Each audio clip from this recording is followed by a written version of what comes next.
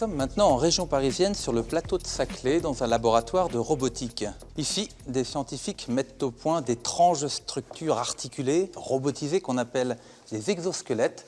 Et avant de les découvrir, je vous propose de regarder cette animation pour comprendre comment est née cette invention. Qu'est-ce qu'un exosquelette? C'est en observant la nature, et particulièrement les os externes et les carapaces de nombreux animaux, que des scientifiques ont l'idée de créer des exosquelettes. Pour les crustacés et certains insectes, les os externes et les carapaces servent tantôt de support musculaire, tantôt de protection. Sur l'homme, c'est une sorte de combinaison mécanisée que l'on fixe sur certaines parties du corps grâce à des harnais. Il en existe deux types. Tout d'abord, l'exosquelette amplificateur de force. D'abord développé dans un cadre militaire, il décuple la force musculaire et permet de porter à main nue des charges extrêmement lourdes, mais il permet également une très grande précision de mouvement. Ensuite, les exosquelettes d'assistance à l'effort. Ce système permet à une personne handicapée ou diminuée de retrouver des mouvements perdus et de l'autonomie au quotidien, comme par exemple soulever des objets ou la capacité de marcher. Préparez-vous, demain peut-être, vous aurez un squelette sur la peau.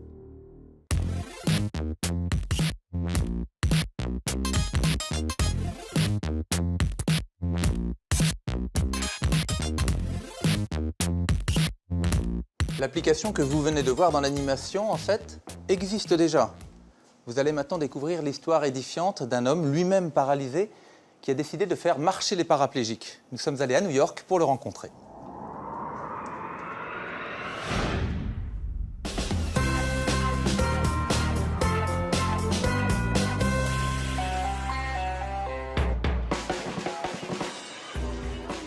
Times Square, même dans la brume, c'est impressionnant la première fois. La balade a quelque chose de magique et ferait presque oublier à André Van Ruyschen sa condition de paraplégique.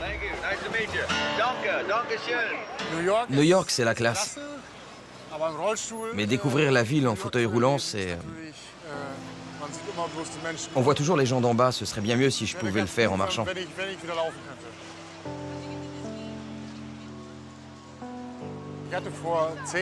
Il y a 10 ans, j'ai eu un accident de voiture. La voiture est sortie de la route et s'est encastrée dans un arbre juste à mon niveau. La barre métallique de la portière a été pliée et m'est entrée dans le dos. André est assis depuis 10 ans. Il ne peut plus bouger les jambes. Sa paralysie est irréversible. André n'est pas venu à New York pour faire du tourisme, mais pour participer à un événement incroyable. Une course de personnes valides et de paraplégiques soutenus par un exosquelette. Cette structure robotisée permet à André de se dresser soudain de toute sa hauteur.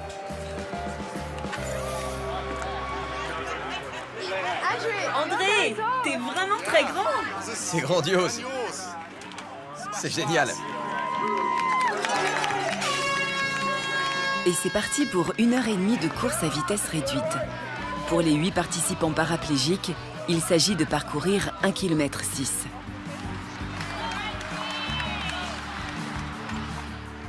Ce n'est pas un miracle, mais il faut quand même le voir pour le croire.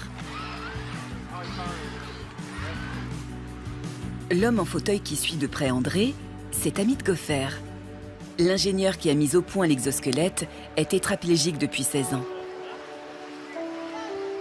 Amit ne peut pas participer à la course faute de force dans les bras, ce qui n'entrave pas son moral. Eh bien, c'est moi le plus rapide, je crois. Je peux battre tout le monde avec ce fauteuil qui va jusqu'à 12 km/h. Amit Goffer est pourtant au centre de cet événement, car tous remarchent aujourd'hui grâce à son exosquelette. J'ai regardé autour de moi et la seule chose que j'ai vue qui était faite pour les paraplégiques, c'est un fauteuil roulant. À ce stade du développement technologique dans le monde, ce n'est pas normal. Alors j'ai décidé de faire quelque chose. Je suis resté 9 ans à la maison et j'ai trouvé une solution. Mais comment fonctionne cet exosquelette? En s'appuyant sur ses béquilles, l'utilisateur se penche vers l'avant. Ce déplacement du buste est analysé par un capteur de mouvement placé au niveau du torse. Ce capteur envoie alors l'information à un ordinateur situé dans le sac à dos. L'ordinateur indique au moteur situé dans la jambe de faire un pas, et ainsi de suite. Puisque chacun gère lui-même sa machine, il y a un véritable enjeu sportif dans la course. J'ai de petites jambes, mais l'important c'est de participer. Je me fiche de gagner. J'ai déjà gagné. Le fait de remarcher, c'est gagner. Après 1h30 d'effort, les participants franchissent enfin la ligne d'arrivée. André est ravi. La course s'est bien passée. C'était parfois un peu difficile. J'y retourne si vous voulez.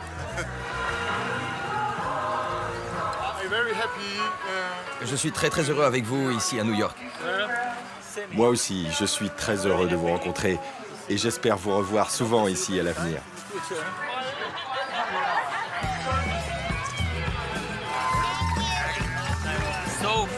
Je me sens très ému, je suis bouleversé. Cette course est importante pour l'avenir et pour beaucoup de gens en fauteuil qui pourront enfin remarcher. Amit Goffer a réussi là où beaucoup avaient échoué avant lui.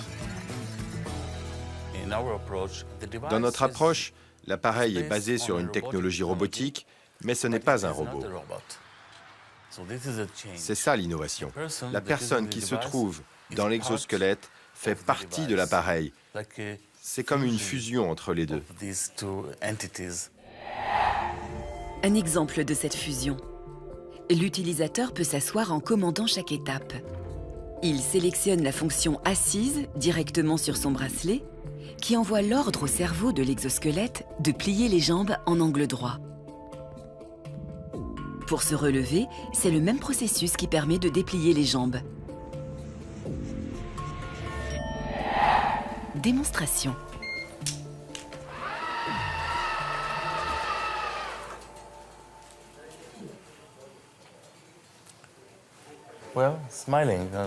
Et vous voyez, elle sourit. C'est le but de tout ça. Je suis fier, bien sûr, je suis fier. Mais je suis fier de ce que ça apporte aux autres. Comme quand je vois les familles pleurer lorsque leurs proches se mettent debout et puis marchent pour la première fois. Je n'ai pas assez de mots pour exprimer ce que je ressens quand je pense à toutes ces familles. Direction la France, en Bretagne. Nous sommes au centre de rééducation fonctionnelle de Kerpape. Il y a un an, le kinésithérapeute Thierry Derignaud et son équipe décident d'acheter un exosquelette. Parmi les rares modèles existants, celui d'Amit Goffer semble le plus adapté comme outil de rééducation. Souris un peu, t'es crispé un peu, c'est dur. Respire bien. Sensoriellement, c'est intéressant puisqu'on sollicite des choses qu'on ne travaille pas habituellement en rééducation classique, quoi. Les intérêts du travail en position debout, c'est déjà de stimuler l'équilibre. Donc on passe d'une position fléchie de genoux et de hanches, de pieds également, à des positions tendues, des mouvements alternatifs qui font coulisser les tendons, les muscles. Tout ça sont des choses qui, au niveau naturel, physiologique, sont bonnes et c'est prouvé. C'est un appareil qui redonne des sensations malgré tout, même si on se laisse porter. Cette sensation d'être debout, cette sensation de sentir son pied à l'impact au sol touché et la petite vibration que ça produit qu'on a quand on marche naturellement, dont on n'est pas conscient d'ailleurs quand on est valide finalement. En quelques mois, Cyril a fait beaucoup de progrès grâce à l'usage régulier de l'exosquelette. Aujourd'hui, il se confronte pourtant aux limites technologiques de la machine. Donc là, on est dans une côte, ça devient un peu plus physique parce qu'il n'y a pas de flexibilité dans la machine et on ne peut pas programmer que, comme en marche valide, je lève plus la jambe parce qu'il y a un obstacle. Là, ce n'est pas le cas. La jambe, elle va se lever exactement du même niveau à chaque pas. Il faudrait que le système sur une pente ou un obstacle qui survient puisse s'adapter. Il n'est pas encore suffisamment intelligent, donc il y a encore à travailler pour les ingénieurs et les techniciens sûrement. Et ça tombe bien, Amit Goffer est déterminé à améliorer son exosquelette pour qu'il convienne au plus grand nombre. Les béquilles, en théorie, oui, on pourra les faire disparaître. Ça fait partie des évolutions futures pour continuer à développer l'exosquelette. Et j'y pense à chaque instant.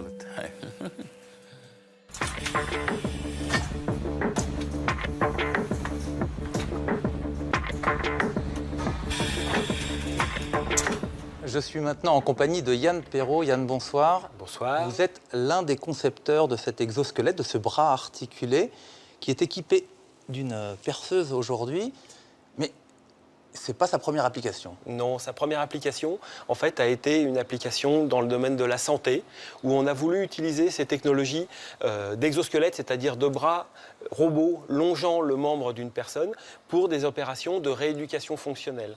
Pour des personnes atteintes d'un accident vasculaire cérébral, la phase de rééducation consiste à faire bouger le bras ou les jambes d'une personne pour reconstruire les mécanismes cérébraux de contrôle moteur.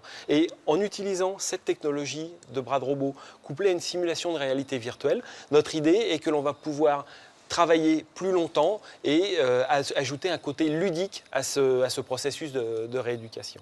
Et la perceuse, j'imagine, ce n'est pas pour le côté ludique? Non, tout à fait. La perceuse, c'est pour le côté industriel. Alors, c'est pour illustrer l'aide au port d'un outil, et en particulier dans certaines postures où les personnes travaillent avec le bras en l'air. Pour soulager? Pour soulager le poids de l'outil, voire le poids du bras. On peut travailler ainsi avec le bras en l'air sans aucune fatigue, sans aucune pénibilité. Alors, ça peut être utilisé pour des tâches dans l'industrie automobile où les gens travaillent sous la caisse de la voiture pendant le montage. On peut aider les personnes à travailler avec les bras en l'air. On a également travaillé sur les jambes. On a développé un exosquelette complet, donc mobile, autonome, avec des jambes, qui lui va pouvoir trouver des applications dans le monde industriel, mais également dans le monde du BTP, des travaux publics, pour aider des gens à porter des charges, porter du carrelage, et également pour utiliser des outils. On pense bien évidemment à l'assistance, à l'usage d'un marteau-piqueur, par exemple. Et vous m'autorisez à l'essayer? Oui, bien sûr. Donc c'est une machine qui est mécaniquement transparente, sans aucun contrôle commande, ce qui vous permet de l'utiliser de manière très intuitive, très naturellement. Vous pouvez bouger votre bras à l'intérieur de la machine. Et dans toutes les directions? Tout à fait. Oui, impressionnant. On suit quasiment tout le volume de travail de l'être humain, du bras humain. Alors effectivement, je ne porte pas la perceuse. En revanche, je porte le poids de mon bras. Tout à fait, c'est ce qu'on appelle la transparence mécanique, c'est-à-dire que la machine, le robot, suit complètement les mouvements de votre bras sans entrave. Par contre, on pourrait effectivement compenser également le poids de votre bras, mais c'est une question de réglage qui apporterait une certaine gêne. Lorsque vous ne l'utilisez pas, la machine serait naturellement en l'air. Et que les entreprises équipent les ouvriers avec ce type de bras articulés, c'est crédible? Ça coûte combien? Produit en quelques milliers d'exemplaires, on va arriver à des coûts qui vont être de l'ordre de 20 000 à 30 000 euros. Et à ce moment-là, l'assistance aux opérateurs sur leur poste de travail devient complètement envisageable d'un point de vue financier. Alors on parlait de l'utilisation des exosquelettes dans le monde industriel. En cherchant sur Internet, nous avons trouvé un exosquelette complet qui touche les jambes, les bras également, et qui pourrait être utilisé à Fukushima. Regardez. Le Power Loader est un exosquelette, digne d'un film de science-fiction, développé par l'entreprise japonaise ActiveLink. D'abord utilisé dans le domaine de la construction, il a été repensé en plus petit format pour aider les décontaminateurs suite à la catastrophe nucléaire de Fukushima.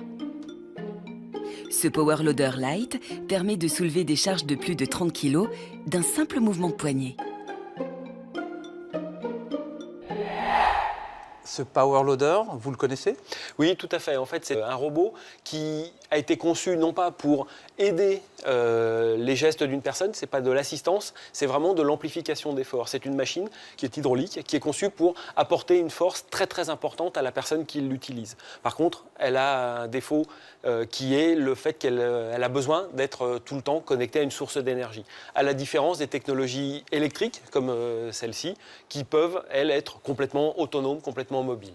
Alors Yann, merci pour toutes ces explications et merci pour cette expérience assez inédite pour moi.